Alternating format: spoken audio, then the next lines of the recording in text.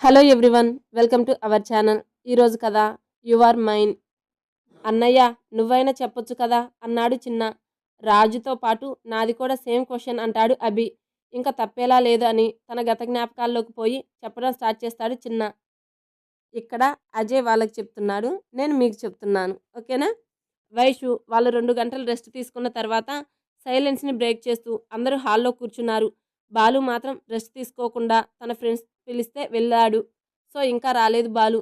భరత్, వైషు, భాను, చిట్టి నలుగురు మాత్రమే హాల్లో ఉన్నారు. జ్యోతి గారు ఇంకా లేవలేదు. ఆవిడికి హెల్త్ కొంచెం బాలేదు. సో ట్యాబ్లెట్ వేసుకొని పడుకుంది. చిట్టి, నీకు ఒక లవ్ స్టోరీ ఉందంట కదా, నీ లవ్ జర్నీ గురించి చెప్పు, వింటాను అంటాడు భరత్. బావా, నా లవ్ స్టోరీ గురించి నీకెలా తెలుసు అంది చిట్టు. ఎలా తెలిస్తే ఏముంది చిట్టి, ఇప్పుడు నీ లవ్ స్టోరీ గురించి చెప్పు అని అంటాడు భరత్. అయినా ఇప్పుడు నా లవ్ స్టోరీ గురించి ఎందుకు బావా అంది చిట్టి. తెలుసుకోవాలి అని ఉంది చిట్టి, ప్లీజ్ చెప్పవా అని అంటాడు భరత్. నేను చెప్పాలి అంటే ముందు నేను అడిగిన దానికి మీరు ఆన్సర్ చెప్పాలి అంది చిట్టి.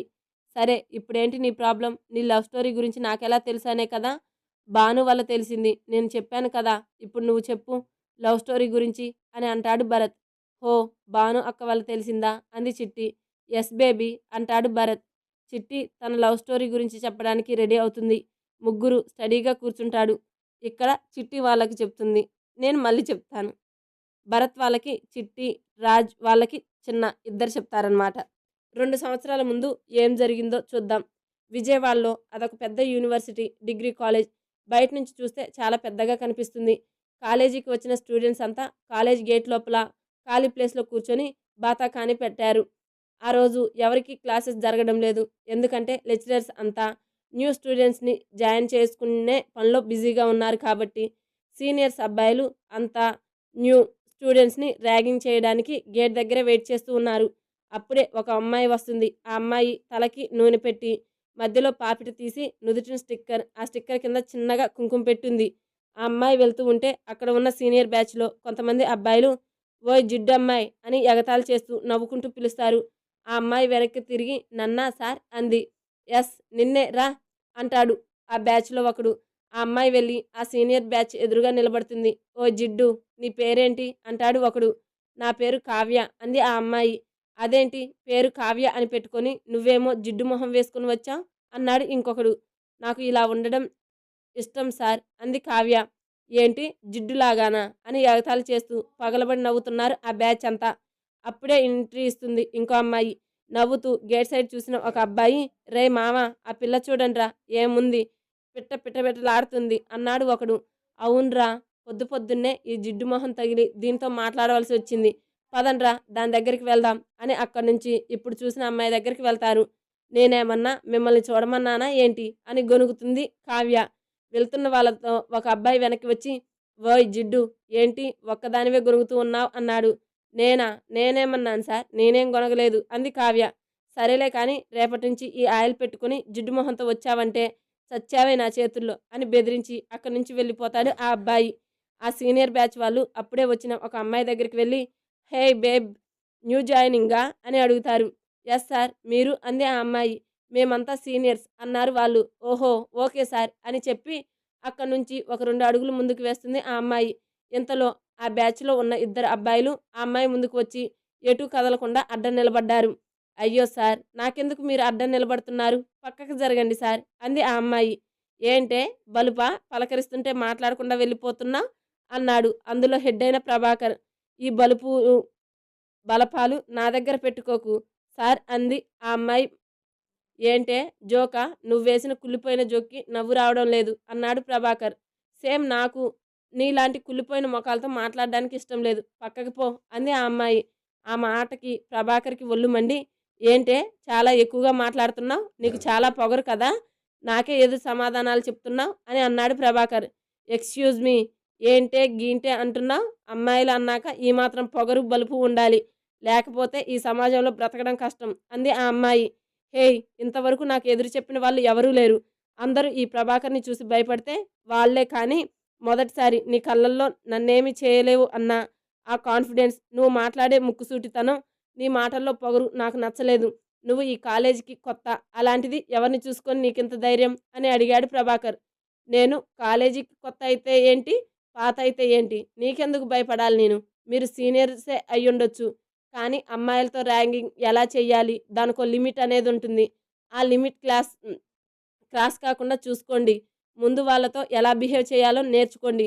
నా ధైర్యం ఒకరిని చూసి కాదు, నన్ను నేను చూసుకొని అని పొగరుగా చెప్పి అక్కడి నుంచి వెళ్ళిపోయింది ఆ అమ్మాయి. అదేంట్రా ఆ అమ్మాయి నీకే పొగరుగా సమాధానం చెప్పెళ్ళింది అంటాడు అతని ఫ్రెండ్ ఒకడు. కొత్త కదా, నా గురించి తెలియక ఇలా వాగుతుంది. త్వరలోనే దాని పొగరు అణిచేస్తా. చూస్తూ ఉండండి అని కోపంగా చెప్పి అక్కడి నుంచి వెళ్ళిపోతాడు ప్రభాకర్. మిగిలిన బ్యాచ్ వాళ్ళంతా ఎవర్రా ఆ అమ్మాయి? ఇన్ని రోజులు వీడికి ఎదురు తిరిగి మాట్లాడే వాళ్ళు లేక ఎవరు ఎదురు తిరగలేదు. దానినే అలుసుగా తీసుకొని ఇష్టం వచ్చినట్లు బిహేవ్ చేస్తున్నాడు. ఎవరో కానీ ఆ అమ్మాయి మాటకి మాట సరిగ్గా ఇచ్చి పడేసింది అని మాట్లాడుకుంటూ ఉన్నారు. ఆ మాటలు అన్నీ విన్న ప్రభాకర్ గ్యాంగ్లో ఒకడు, రేయ్ వీళ్ళందరూ ప్రభా గురించి ఇలా మాట్లాడుతున్నారు అనే విషయం వాడికి తెలియాలి. ఒక్కొక్కరి మక్కలు విరిచేస్తాడు అని అన్నాడు ఆ బ్యాచ్లో ఒకడు. నిజమేరా, వాడికి వాళ్ళ అన్నయ్య ఉన్నాడు అనే ధైర్యంతోనే ఇలా ఉంటున్నాడు అన్నాడు ఇంకొకడు. అవును, వాడికి వాళ్ళ అన్నయ్యనే ధైర్యం. ఆ ధైర్యంతోనే ఇలా పొగరుగా బిహేవ్ చేస్తున్నాడు. ఇప్పుడు వచ్చిన ఈ అమ్మాయి ఎవరో కానీ మా అందరినీ వీడి నుండి కాపాడే దేవతలా కనిపిస్తుంది అన్నాడు పక్క బ్యాచ్లో ఉన్న ఒక అబ్బాయి. నిజమేరా మామ, రోజు వీడి టార్చర్ భరించలేకపోతున్నాం. ఈ కాలేజీలో వీడు చెప్పిందే వేదం. అన్నీ నోరు మూసుకొని పాటించాల్సి ఉండేది. నాకెందుకు అనిపిస్తుందో రేపటి నుంచి రూల్స్ అన్నీ చేంజ్ అయిపోతాయేమో అని మహేష్ అనే అబ్బాయి అన్నాడు. చూద్దాంరా, మనం ఎవరి వల్ల కాంది ఆ అమ్మాయి వల్ల ఏమన్నా అవుతుందేమో అని అంటాడు ఇంకొకడు. ఇవన్నీ విన్న ప్రభాకర్ బ్యాచ్లో నుంచి ఒకడు వచ్చి ఆ అబ్బాయి కాలర్ పట్టుకొని, రే ఏంట్రా వాగుతున్నా? ఆ అమ్మాయి రాగానే రూల్స్ అన్నీ మారిపోతాయా? ఇన్ని రోజులు ప్రభాని చూస్తే భయపడేవాళ్ళు, అలాంటిది ఈరోజు ఒక ఆడదాన్ని చూసి ధైర్యంగా మాట్లాడుతున్నావా? అది ఒక ఆడదిరా, అదేం చెయ్యలేదు అని అన్నాడు అతను. అలాగే చూద్దాం ఆ అమ్మాయి ఏం చెయ్యగలదో త్వరలోనే నీకే తెలుస్తుంది అన్నాడు మహేష్. అప్పుడే అక్కడికి వస్తుంది ఆ అమ్మాయి. మళ్ళీ ఏంటి ర్యాగింగా అంది ఆ అమ్మాయి. కాదు, వీడు నీ గురించి చాలానే ఎక్స్పెక్ట్ చేస్తున్నాడు అన్నాడు రాకీ. ఆ మాత్రం ఎక్స్పెక్ట్ చేయడంలో తప్పులేదులే. నువ్వు ఇదే కాన్ఫిడెంట్తోనే ఉండు, అన్నీ చేంజ్ చేద్దాం అంది ఆ అమ్మాయి. ఆ మాటకి ఒళ్ళు మండి మీ సంగతి తర్వాత చెప్తాం అని అక్కడి నుంచి వెళ్ళిపోతాడు రాకీ. అతని బ్యాచ్ కూడా. ఇద్దరు హైఫై ఇచ్చుకొని నవ్వుతూ ఉన్నారు. మహేష్ ఫ్రెండ్ అయిన రక్షిత్ వచ్చి, రేయ్ మహి, ఆ అమ్మాయి నీకు ముందే తెలుసా అని అడుగుతాడు. లేదురా, ఇప్పుడే పరిచయం అవుతుంది అని. హాయ్ సిస్టర్, నా పేరు మహి, మరి మీ పేరు? తనని తాను పరిచయం చేసుకుంటూ అడుగుతాడు అభి. హాయ్ భయ్యా, నా పేరు వనజ, అందరూ నన్ను చిట్టి అని పిలుస్తారు అంది ఆ అమ్మాయి. అవునండి, ఆ అమ్మాయి మన చిట్టినే. ఓహో, నైస్ నేమ్ వనజ. నేను మాత్రం చిట్టి అనే పిలుస్తాను అన్నాడు మహేష్. అలాగే భయ్యా, తర్వాత కలుద్దాం, బాయ్ అని చెప్పి తన క్లాస్ రూమ్కి వెళ్తుంది చిట్టి. అదేంటి మహి, ఏదో ముందుగానే పరిచయం ఉన్నట్టు అంత క్లోజ్గా ఉన్నావు ఆ అమ్మాయితో అన్నాడు రక్షిత్. ఇంతకుముందు ప్రభాకర్ బ్యాచ్కి మహేష్కి మధ్య జరిగిన గొడవ గురించి అంతా చెప్తాడు మహి. అవునా, ఇంత జరిగిందా? ఇంత జరిగాక కూడా ఆ అమ్మాయిని మీ ఇద్దరి మధ్యలోకి ఎందుకు లాగుతున్నారు అని అడుగుతాడు రక్షిత్. లేదు రక్షిత్, ఆ అమ్మాయిని మేము లాగలేదు, తనే వచ్చింది అన్నాడు మహి. ఆ అమ్మాయికి నువ్వు అయినా చెప్పొచ్చు కదా అని అన్నాడు రక్షిత్. ఆ అమ్మాయి ఒకరితో చెప్పించుకునే రకం కాదు, కానీ నాకు తెలిసి ఆ అమ్మాయి ఎవరికైనా కానీ లెఫ్ట్ హ్యాండ్ రైట్ ఇచ్చేస్తుంది అని మాత్రం అర్థమైంది అన్నాడు మహి. ఏమోరా, నాకు మాత్రం ఆ అమ్మాయిని చూస్తే జాలి వేస్తుంది. పోయి పోయి మీ మధ్యలోనే ఇరుక్కుపోయింది అని అన్నాడు రక్షిత్. నువ్వేమీ జాలి పడకరా, చూస్తూ ఉండు, తనకేమీ అవ్వదు. తనకేమన్నా జరిగే ముందు నా ప్రాణాలను పణంగా పెట్టి తనని కాపాడతాను అన్నాడు మహి. రేయ్, ఏం మాట్లాడుతున్నావు? ఇంకోసారి ఇలాంటి పిచ్చి మాటలు మాట్లాడావు అంటే నేనే నిన్ను చంపుతా అన్నాడు రక్షిత్. చిట్టి వచ్చినప్పటి నుంచి ఇప్పటి వరకు ప్రభాకర్ బ్యాచ్కి మహి బ్యాచ్ మధ్య జరిగిన వాదనలు సంభాషణలు అంతా విన్న ఇంకో అబ్బాయి మహి దగ్గరికి వచ్చి, హాయ్, నేను న్యూగా జాయిన్ అయ్యాను. ఇంతవరకు మీరుతో మాట్లాడి వెళ్ళిన అమ్మాయి గురించి మీరేమి టెన్షన్ తీసుకోవద్దు. తన గురించి ఏదేమైనా నేను చూసుకుంటాను అన్నాడు ఆ అబ్బాయి. హలో, ఇంతకీ మీరెవరు? తన గురించి మీకు ముందే తెలుసా అన్నాడు మహి. నేనెవరైతే నీకెందుకులే కానీ తన గురించి మీరేమీ వర్రీ అవ్వకండి, నేను చూసుకుంటాను అని చెప్పి అక్కడి నుంచి వెళ్ళిపోతాడు ఆ అబ్బాయి.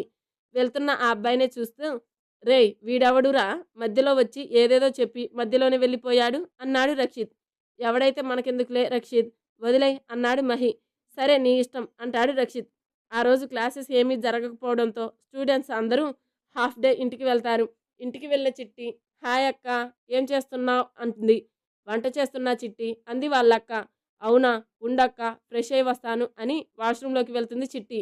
ఒక 15 నిమిషాల తర్వాత ఫ్రెష్ అయ్యి బయటికి వస్తుంది. చిట్టి వచ్చేలోపు భోజనం రెడీ చేసి పెట్టింది వాళ్ళక్క. హా! వైషు ఏం చేస్తున్నావు అని పిలుస్తూ అప్పుడే అక్కడికి వస్తుంది ఇంకో అమ్మాయి. హలో బాను, ఇప్పుడే వంట చేసి అంతా డైనింగ్ టేబుల్ మీద సర్దుతున్నాను. ఇంతలో నువ్వు వచ్చావు.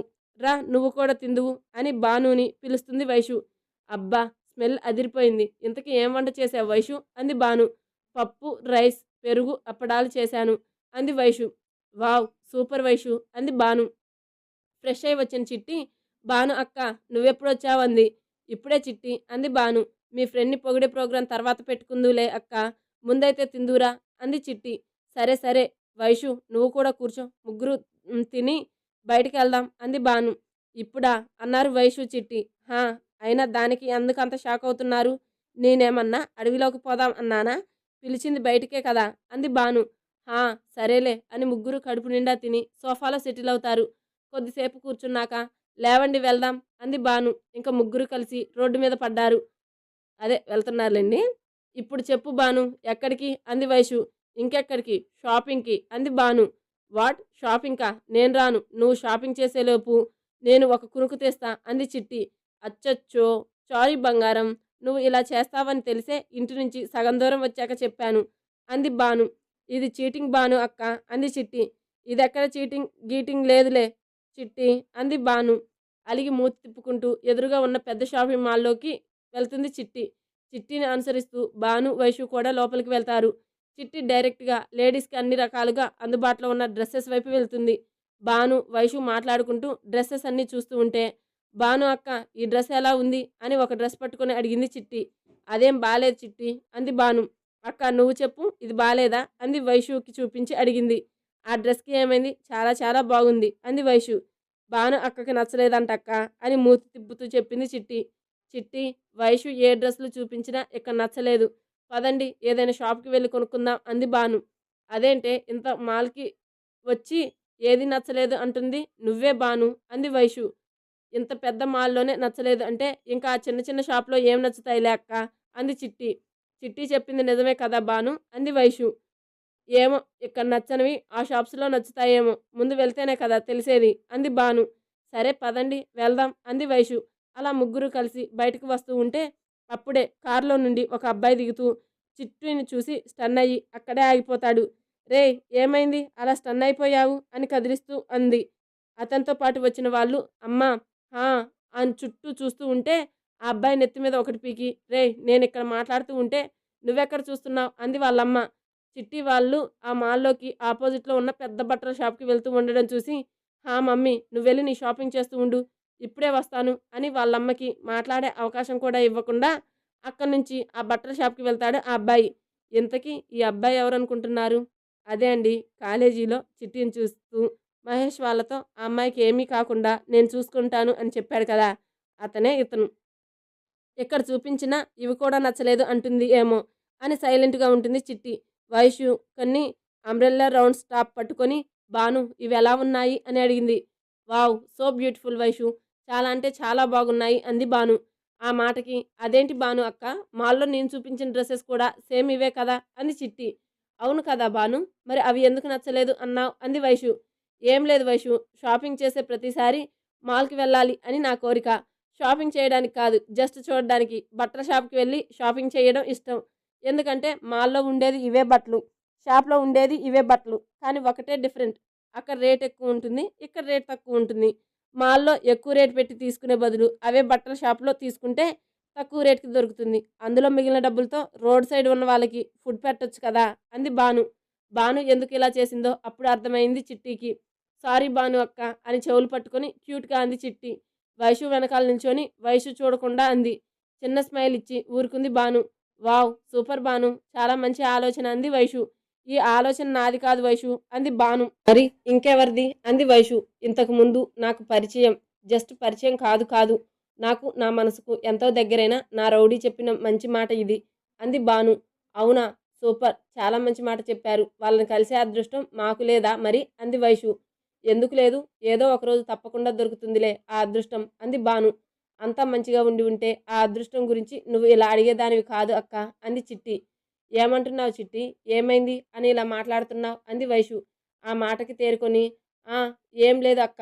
ఏదో ఆలోచిస్తూ మాట్లాడి ఉంటాను అని కవర్ చేసింది చిట్టి. హా! సరే మరి పదండి. ఈ డ్రెస్‌లు అన్నీ ప్యాక్ చేయించుకొని బిల్ కట్టి వెళ్దాం అంది వైషు. హా! సరే పదండి అని డ్రెస్సులు ప్యాక్ చేయించి ముగ్గురు బిల్ కౌంటర్ దగ్గరికి వచ్చి బిల్ కట్టేసి తన ప్యాకింగ్ కవర్స్ తీసుకొని బయటికి వెళ్తారు. వీళ్ళనే ఫాలో చేస్తున్న ఆ అబ్బాయి కూడా చిట్టి వాళ్ళ వెంట బయటికి వస్తాడు. చిట్టి వాళ్ళు బయటికి వచ్చి రోడ్ క్రాస్ చేస్తూ ఉంటే వీళ్ళనే ఫాలో చేస్తున్న ఆ అబ్బాయి తల్లి షాపింగ్ అంతా కంప్లీట్ చేసి తను షాపింగ్ చేసిన లగేజ్ని తీసుకొచ్చి కార్ దగ్గర నిలబడి తన కొడుకు కోసం వెయిట్ చేస్తూ ఉన్నారు. ఆ తల్లి చుట్టూ చూస్తూ ఉంటే ఆ అబ్బాయి కనిపిస్తాడు. చిట్టి వాళ్ళు రోడ్డు క్రాస్ చేసుకుని ఆవిడ సైడ్కి రావడం చూసి అక్కడే ఆగిపోతారు.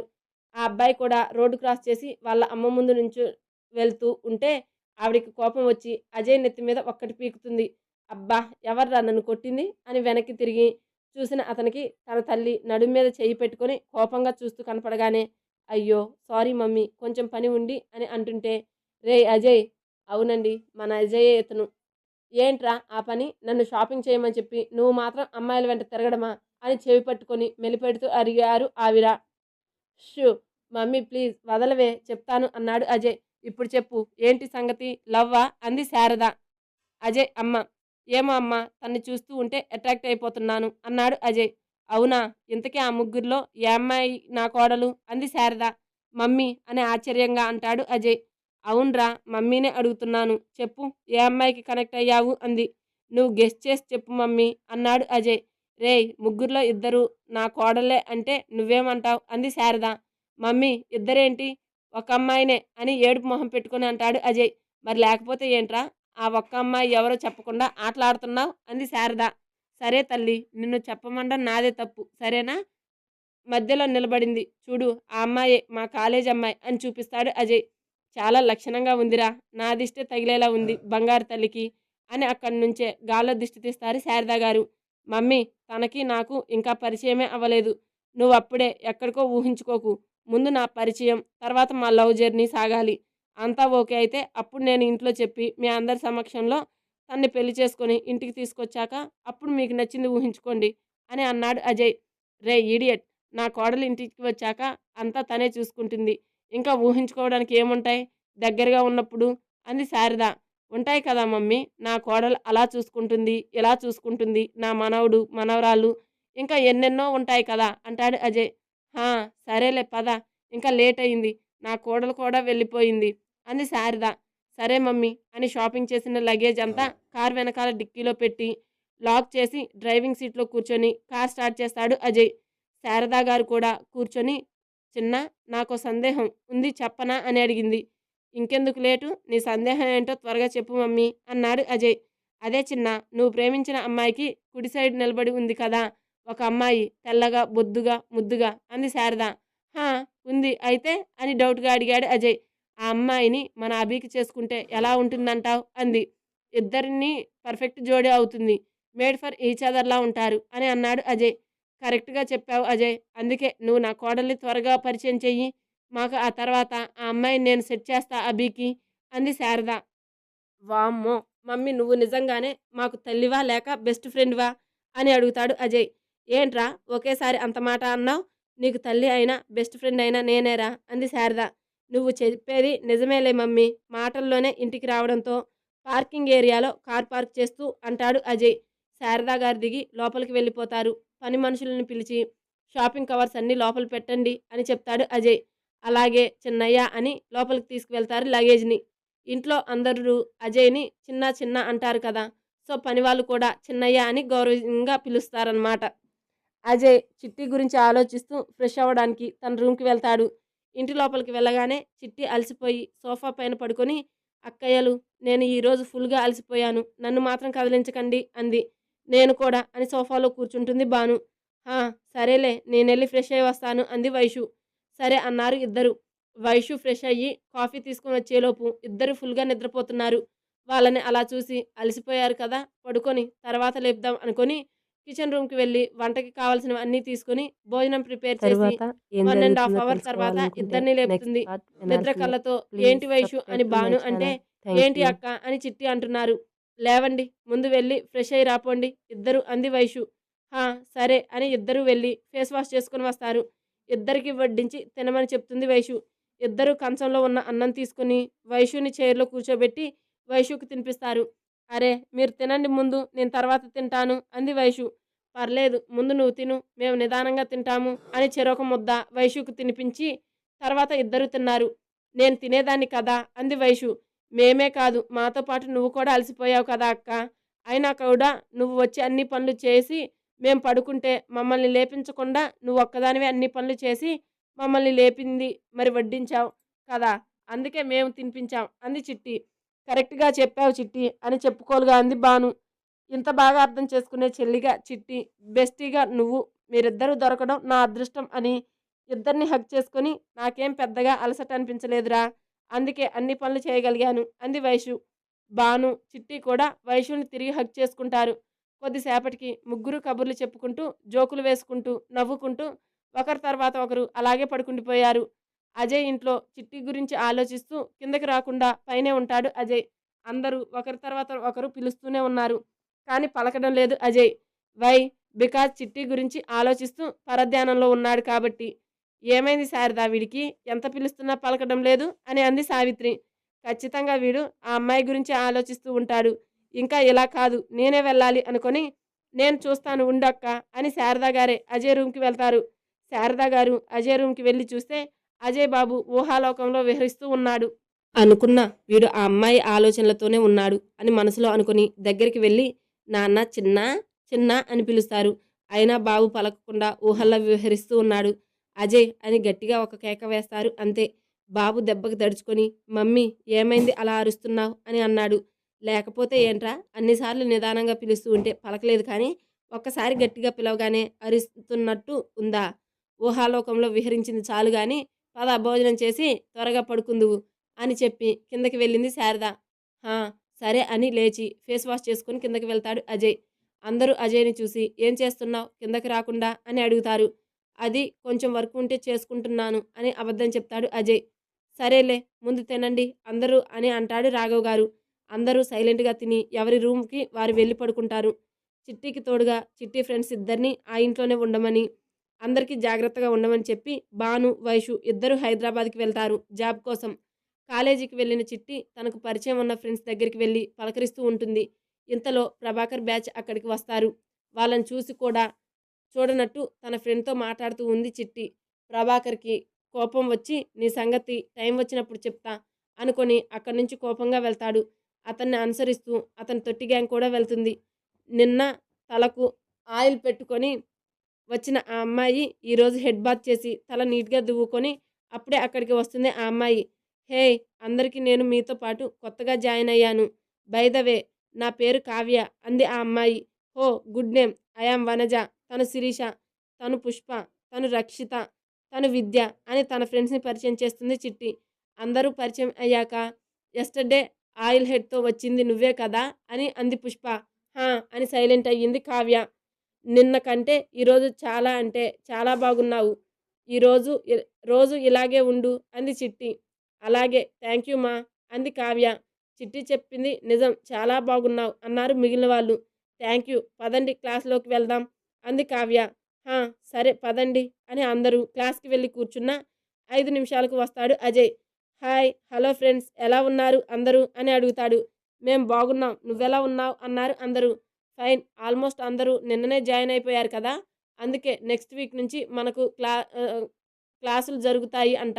మీరు రెడీనా మరి అని అడుగుతాడు అజయ్. అందరూ రెడీ రెడీ అని అరుస్తారు. ఓకే ఓకే సైలెంట్, మన కోసం ఎలాగో ఫ్రెషర్స్ పార్టీ అరేంజ్ చేస్తారు కదా, అప్పట్లోపు మనం పేర్ డ్యాన్స్గా ప్రాక్టీస్ చేసుకుందామా మరి అని అంటాడు అజయ్. అప్పుడే ప్రభాకర్ తన బ్యాచ్లో వచ్చి హే అందరూ కూర్చోండి, నువ్వేంట్రా ఇంకా ఇక్కడ నిలబడినావు, వెళ్ళి కూర్చో అన్నాడు ప్రభాకర్. అజయ్ సైలెంట్గా కూర్చుంటాడు. చూడండి, కాలేజ్ ఓపెన్ అయ్యి ఇప్పటికే చాలా రోజులైంది. మీరు జాయిన్ అవ్వడం కూడా లేట్ అవ్వడంతో next week fresher party arrange చేస్తున్నారు. ఇంత తొందరగా ఎందుకు అంటే ఇప్పటికే లేట్ అయింది కదా, మన కాలేజీలోనే చాలా లేట్ జాయినింగ్ జరిగాయి కాబట్టి ఫ్రెషర్స్ పార్టీ అయ్యాక కంటిన్యూగా క్లాసెస్ స్టార్ట్ చేస్తారు. సో పార్టీ కోసం మీలో ఎవరైనా డ్యాన్స్ చేసే వాళ్ళు ఉంటే పేరుగా ప్రాక్టీస్ చేయండి. అలాగే మధ్యాహ్నం నా దగ్గరికి వచ్చి మీ నేమ్స్ ఇవ్వండి అని చెప్పి వెళ్తాడు ప్రభాకర్. వావ్ అజయ్, నువ్వు అడగడం ఏంటి, వెంటనే వాళ్ళు కూడా వచ్చి చెప్పడం ఏంటి, ఆశ్చర్యంగా ఉందే అంది ఒక అమ్మాయి. అందరూ అవును అజయ్ నువ్వు సూపర్ అని పొగుడుతూ ఉంటారు. థ్యాంక్ యూ అని చెప్తూ చిట్టిని చూస్తాడు అజయ్. చిట్టి మాత్రం సైలెంట్గా కూర్చొని మొబైల్లో వాళ్ళ అక్క డ్యాన్స్ వీడియోస్ని హ్యాపీగా చూస్తూ ఉంది. ఈ అమ్మాయి ఏం చేస్తుంది అని మనసులో అనుకుంటూ చిట్టి బెంచ్ దగ్గరికి వచ్చి చూస్తాడు. ఆ వీడియో చూసి వావ్ సూపర్ పర్ఫార్మెన్స్ డాన్సర్ అంటాడు అజయ్. ఆ మాటకి మొబైల్ ఆఫ్ చేసి బ్యాగ్లో పెట్టుకుంది చిట్టి. అందరూ ఎవరికి చెప్తున్నావు అజయ్ అని చుట్టూ చూస్తూ ఉంటే హలో ఫ్రెండ్స్ చుట్టూ చూడకండి నేను చెప్పింది ఇక్కడ ఒకరు మొబైల్లో ఒక డ్యాన్స్ వీడియో చూస్తూ ఉంటే చెప్పానులేండి. మనం ప్రాక్టీస్ చేద్దాం. బెంచ్లన్నీ సపరేట్గా సైడ్కి జరపండి అని ఎవరికి మాట్లాడే అవకాశం ఇవ్వకుండా చెప్తాడు అజయ్. అందరూ కలిసి బెంచ్లన్నీ లాస్ట్కి జరిపి మధ్యలో ప్రాక్టీస్ చేయడానికి ప్లేస్ రెడీ చేసుకుంటారు. ఎవరెవరు డ్యాన్స్ చేస్తారో వాళ్ళందరి పేర్లు రాసుకుంటాడు అజయ్. అందరి పేర్లు చూసి అందులో వంజా పేరు లేకపోవడంతో వంజా పేరుని తన పార్ట్నర్గా రాసుకొని ఒక షీట్ తనతో ఇంకో షీట్ ప్రభాకర్ బ్యాచ్తో ఒకడికి ఇచ్చి పంపిస్తాడు అజయ్. పక్కనే ఉన్న అబ్బాయిలు ఆ షీట్ తీసుకొని నేమ్స్ చదువుతారు. అందులో వంజా పేరు వినగానే అజయ్ దగ్గరికి వచ్చి ఓయ్ ఏమనుకుంటున్నారు నా గురించి, నా పేరు ఎందుకు రాశారు, నేను చెప్పానా నా పేరు రాయమని, ఎవరు చెప్పారు నీకు అని కోపంగా అంది చిట్టి. పేరు రాయడానికి ఎవరైనా చెప్పాలా ఏంటి, రాయడానికి పెన్ను పేపర్తో పాటు పేరు తెలిసి ఉంటే చాలు అని అన్నాడు అజయ్. ఏంటి జోకా, నవ్వు రాలేదు, సైలెంట్గా నా పేరు కొట్టేయి అని వార్నింగ్ టోన్లో అంది చిట్టి. పేరు కొట్టి వేయకపోతే అన్నాడు అజయ్. నేనే కొట్టేస్తా అని నేమ్ రాసిన షీట్ లాక్కోబోయింది చిట్టి. ఇందులో నువ్వు కుట్టేసిన ఏం ప్రాబ్లం లేదు, ఎందుకంటే ఇంకో షీట్ ఆల్రెడీ సీనియర్స్కి ఇచ్చాను అని అన్నాడు అజయ్ కోపంగా పళ్ళు నూరుతూ. అయినా సరే నేను డ్యాన్స్ చేయను, అది కూడా నీతో కలిసి అస్సలు చేయను అంది చిట్టి. నేనేం చేశానండి, ఇక్కడ ఉన్న వాళ్ళందరూ కొత్త వాళ్ళే, నేను కూడా నాకు మీకు ఇప్పుడే కదా పరిచయం, ఇంతలోనే నా మీద కోపం ఎందుకు అని అన్నాడు అజయ్. ఎందుకంటే నన్ను అడగకుండా నా నేమ్ ఇచ్చినందుకు, అంతేకాకుండా పేరుగా ఇచ్చినందుకు అంది చిట్టి. ఓహో ఓకే మీ బాధ నాకు అర్థమైంది, మీరేం ఫీల్ అవ్వకండి, అసలు టచ్ కూడా చేయకుండా పేరుగా డ్యాన్స్ చేద్దాం ఓకేనా అంటాడు అజయ్. అలా ఎలా కుదురుతుంది అంది చిట్టి. ప్రాక్టీస్లో చూపిస్తాను రండి అన్నాడు అజయ్. అలా కొంతమంది పేరుగా డ్యాన్స్ ప్రాక్టీస్ చేస్తూ ఉన్నారు. అజయ్ చిట్టి డ్యాన్స్ చేస్తూ ఉంటే కూర్చున్న వాళ్ళంతా అజయ్ వాళ్ళనే చూస్తూ ఉన్నారు. ఎందుకంటే ఒకరినొకరు టచ్ కూడా చేసుకోకుండా డ్యాన్స్లో మ్యూజిక్ క్రియేట్ చేస్తున్నారు కాబట్టి. కూర్చున్న వాళ్ళంతా వావ్ మీ డ్యాన్స్ అమేజింగ్, ఏదో మ్యాజిక్ ఉంది మీ డ్యాన్స్లో అంటూ ఉంటే ప్రాక్టీస్ చేస్తున్న వాళ్ళంతా ప్రాక్టీస్ స్టాప్ చేసి అజయ్ వాళ్ళని చూస్తూ వావ్ సూపర్, ప్రాక్టీస్లోనే ఇంత బాగుంటే ఇంకా స్టేజ్ మీద మీ పర్ఫార్మెన్స్ ఇంకెంత బాగుంటుందో అని అంటారు. ఎవరిని పట్టించుకోకుండా డ్యాన్స్ ప్రాక్టీస్ చేయడంలోనే లీనం అయిపోయారు ఇద్దరు. కొద్దిసేపటికి ప్రాక్టీస్ చేయడం అయిపోగానే మిగతా వాళ్ళని చూస్తారు. అందరూ వీళ్ళిద్దరిని పెయిర్ డ్యాన్స్ చూడడంలోనే లీనమైపోయి చూస్తూ ఉంటే అప్పుడు నమ్మకం వస్తుంది చిట్టికి. థ్యాంక్ యూ అజయ్, వీళ్ళు మన డ్యాన్స్ ప్రాక్టీస్ని ఇంతలా చూస్తూ ఉంటేనే అర్థమవుతుంది ఎంత బాగా చేస్తున్నామో అని ఇప్పుడు నమ్మకం వచ్చింది. సారీ అంది చిట్టి. ఇట్స్ ఓకే వనజా గారు అన్నాడు అజయ్. ఇంతలో అందరూ తేరుకొని క్లాప్స్ కొడుతూ ఉంటారు. ఆ సౌండ్కి అందరూ సైడ్కి తిరిగి చిన్న స్మైల్ ఇస్తారు అజయ్ చిట్టి. మీ ఇద్దరి పేరు చాలా అంటే చాలా బాగుంటుంది, మీ డ్యాన్స్లో టచింగ్స్ లేకపోయినా సంథింగ్ ఏదో మ్యాజిక్ క్రియేట్ చేస్తున్నారు, చూస్తున్నంతసేపు చూడాలి అనిపించేలా ఉంది, ప్రాక్టీసే ఇలా ఉంది అంటే ఇంకా పర్ఫార్మెన్స్ అదుర్సేమో అని ఒక్కొక్కరు ఒక్కో విధంగా చెప్తూ ఉంటే ఇద్దరు చాలా హ్యాపీగా ఫీల్ అవుతారు. థ్యాంక్ యూ సో మచ్ మీ అందరికీ అని చెప్తూ టైం అయిపోయింది ఇంకా వెళ్దాం పదండి అని అంటాడు అజయ్. క్లాసెస్ స్టార్ట్ అయ్యే వరకు హాఫ్ డేనే ఉంటుంది కాలేజ్, సో అందరూ ఇంటికి వెళ్ళిపోతారు.